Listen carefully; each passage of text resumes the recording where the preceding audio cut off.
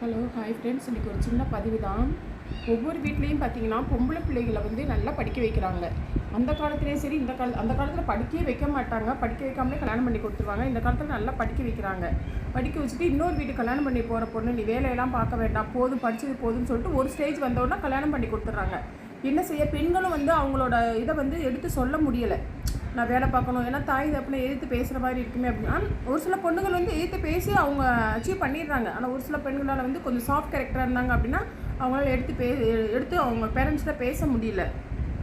அவங்க என்ன பண்ணுறாங்க, சரி ஓகே மேரேஜ் பண்ணிக்கலான்னு சொல்லிட்டு அந்த மேரேஜ் பண்ணி போகிற வீட்டில் பார்த்தீங்கன்னா அங்கே வந்து அவங்க இண்டிபெண்ட்டாகவே வாழ முடியாது. அங்கே போனால் மாமனார் மாமியாரை பார்க்கணும், வீட்டுக்காரை பார்க்கணும், குழந்தைகளை பார்க்கணும், இப்படியே அவங்க லைஃப் இதுக்கு நம்ம ஒருத்தவங்கள வந்து நம்ம டிகிரி முடிய படிக்க வைக்கிறோம். டிகிரி முடிய படிக்க வச்சு அந்த பொண்ணோட லைஃப் என்ன, போய் ஒரு மாமனார் மாமியாருக்கு சமையல் பண்ணணும், ஒரு வீட்டுக்காரை பார்த்துக்கணும், குழந்தைகளை பார்த்துக்கணும், வீட்டை பார்த்துக்கணும், இவ்வளோதான் அந்த பொண்ணோட லைஃப். அந்த ஒரு சின்ன வட்டத்துக்குள்ளேயே முடிச்சு போயிடுது. ஆனால் இதே மாரி ஒரு சில பேரண்ட்ஸ், நான் சொல்கிறது எல்லாமே ஒரு சிலரால் தான் சொல்கிறேன். ஒரு சில பேரண்ட்ஸ் நான் பொண்ணு வந்து இண்டிபெண்ட்டாக இருக்கணும், வேலைக்கு போனால் தான், வேலைக்கு போனதுக்கப்புறம் தான் கல்யாணம் பண்ணி கொடுக்கும், அப்படி பேரண்ட்ஸ் இருக்க தான் செய்கிறாங்க. அவங்களாம் உண்மைக்கே பாராட்டக்கூடிய ஒரு விஷயம்.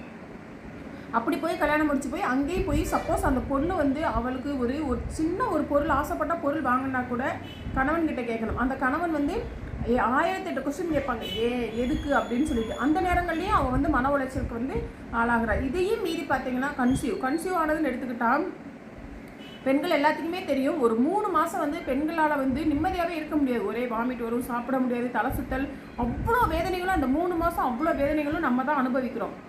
அந்த 3 மாதமும் அந்த வேதனைகளை நம்ம அனுபவிச்சா கூட திருப்பி குழந்தை பெற்று அந்த 10 மாதம் குழந்தை வயிற்றில் இருக்கிறப்போ இப்படி படுக்கக்கூடாது, அப்படி படுக்கக்கூடாது, நிற்கக்கூடாது, குடியக்கூடாது, நிமிரக்கூடாதுன்னு சொல்லிட்டு அவ்வளோ சொல்கிறாங்க. அந்த வேதனையில நம்ம அனுபவிக்கிறோம் 10 மாதம். அந்த டெலிவரி ஆனதுக்கப்புறம் அது சப்போஸ் சுகப்பிரசவமாக இருந்தால் பரவாயில்லை, ஆனால் பெயின் தான். இதேவும் சிசேரியன் அப்படின்னா அது ஒரு 3 மாதமோ 6 மாதமோ பிறந்த வீட்டுக்கு. ஆனால் ஒரு சில பொண்ணுங்களுக்கு அந்த பிறந்த வீட்டுக்கு போகிற பாக்கியமே இல்லைன்னு போயிடுது. அதுக்கப்புறமே இருந்து குழந்தைகளை முழிச்சு பால் ஊட்டி சீராட்டி வளர்த்து குழந்தைகளுக்கு தேவையான அனைத்தும் செய்கிறதும் பொண்ணு தான். ஒரு பொண்ணு எவ்வளோ தியாகம் பண்ணுறான்னு பாருங்கள். பிறந்த வீட்டில் அம்மா அப்பாவை ஏற்றி பேச முடியாமல் ஒரு திருமணங்கிற ஒரு பந்தத்துக்குள்ளே வந்து விழுந்துடுறா. இங்கே வந்து ஒரு இண்டிபெண்ட்டாக வாழ முடியாமல் ஒவ்வொன்றுக்குமே வந்து கணவனோட கையை வந்து எதிர்பார்த்து நிற்கிறான். அப்புறம் குழந்தை பிறப்போ அது இதுன்னு சொல்லிட்டு மன ரீதியாகவும் பலவீனமாயிடுறா, உடல் ரீதியாகவுமே வந்து அவள் பலவீனமாயிடுறா. சரிங்களா? இவ்வளோ பிரச்சனைகள் இருந்தாலும் புருஷன் வீட்டில் வந்து ஒரு பிரச்சனை எனக்கு வந்து எங்கள் வீட்டுக்காரர் என்னை இப்படி பண்ணுறாருன்னு சொல்லி நம்ம பெற்றவங்க வீட்டில் போய் சொல்ல முடியல. ஏன்னு பார்த்தீங்கன்னா பெற்றவங்க வீட்டில் சொன்னால் அவங்க ஒரு மன உளைச்சலுக்கு ஆளாயிடுவாங்க. நம்ம தான் கஷ்டப்படுறோம், அவங்களையும் சேர்த்து கஷ்டப்படவா அப்படின்னு நினைக்கிறது ஒரு ரகம். இன்னொரு பண்ணுங்க என்னென்னா, அவங்க பேரண்ட்ஸே சொல்லிடுவாங்க, என்ன கஷ்டம் ஆனாலும் உனக்கு உன் புருஷன் வீட்டு தான், உன் புருஷன் வீட்டை விட்டு நீ வரக்கூடாது, அதுதான் உனக்கு லைஃப் லாங், நீ கடைசி முடி அங்கே தான் இருக்கணும்னு சொல்லி ஒரு என்ன சொல்கிறது, ஒரு இது போட்டு சட்டம் போட்டே அனுப்பிச்சி விட்ருவாங்க. இந்த பொண்ணுங்களால் சொல்லவும் முடியாது, இங்கேருந்து வாழவும் முடியாது, குழந்தைகளை விட்டு போகவும் முடியாது. அவ்வளோ ஒரு கஷ்டத்தையும் மனசுக்குள்ளே போட்டு இருந்துக்கிட்டு அந்த வீட்டில் இருப்பாள். அப்படியே இருந்தால் கூட ஹஸ்பண்டு அவள் எதிர்பார்க்குறது என்ன தெரியுமா, ஒரு ஹஸ்பண்ட்கிட்ட ஹஸ்பண்ட் அன்பாக பேசணும், சாப்பிட்டேன்னு கேட்கணும், நான் வெளி இடங்களுக்கு கூட்டு போகணும், யார்கிட்டையுமே நம்மளை விட்டு கொடுக்காம பேசணும். அதாவது ஒரு தகப்பன் ஸ்தானத்தில் இருந்து நம்மளை பார்த்துக்கணும்னு நினைப்பேன். அந்த அன்பு வந்து நிறைய பெண்களுக்கு கிடைக்கிறது கிடையாது. 100க்கு 99% அந்த அன்பு வந்து கிடைக்கிறது கிடையாது. இருக்கலாம், ஒரு சிலர் வந்து ரேராக வந்து ஒய்ஃபை நல்லா பார்த்துக்கிறவங்களும் இருக்கலாம், எல்லாத்தையும் சொல்லலை.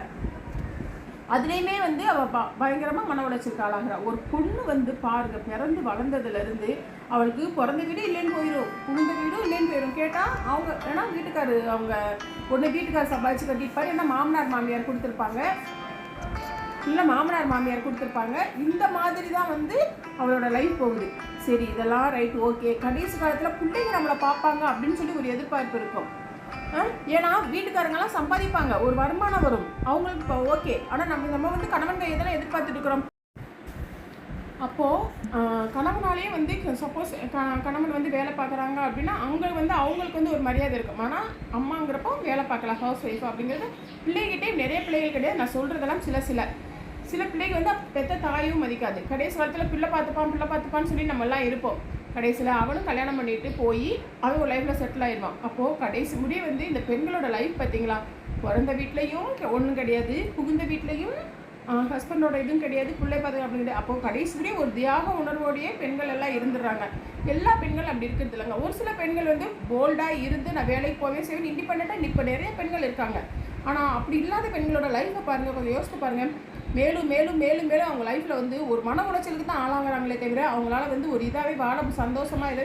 ஆனால் அவ்வளோ மன உளைச்சல் இருந்தாலும் வீட்டுக்கு காலையில் எழுந்திரிச்சு என்ன சமைக்கணும், ஏது சமைக்கணும், பிள்ளைகளையும் குழந்தைகளையும் புருஷனையும் அவ்வளோ நல்லா பார்த்துக்கிறாங்க. அவங்கள பார்த்துக்கிறது யாருங்க? அவங்கள சாப்பிட்டியா, உனக்கு என்ன பிடிக்கும், வா வெளில போவோம், நீ பிடிச்சதை வாங்கிக்கோ அப்படின்னு சொல்கிறதுக்கு அங்கே யாருமே இருக்க மாட்டாங்க. சரிங்களா? இதெல்லாம் என்னென்னா இப்படி நிறைய பெண்கள் இருக்காங்க. ரைட், ஓகே, நம்ம வந்து இதெல்லாம் வந்து அனுபவிச்சிருக்கோம்.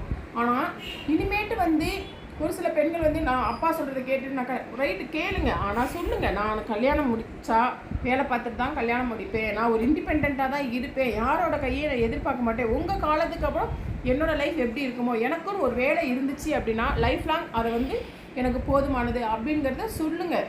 சொல்லி அந்த மாதிரி ஒரு மேரேஜ் பண்ணுங்கள். சரிங்களா?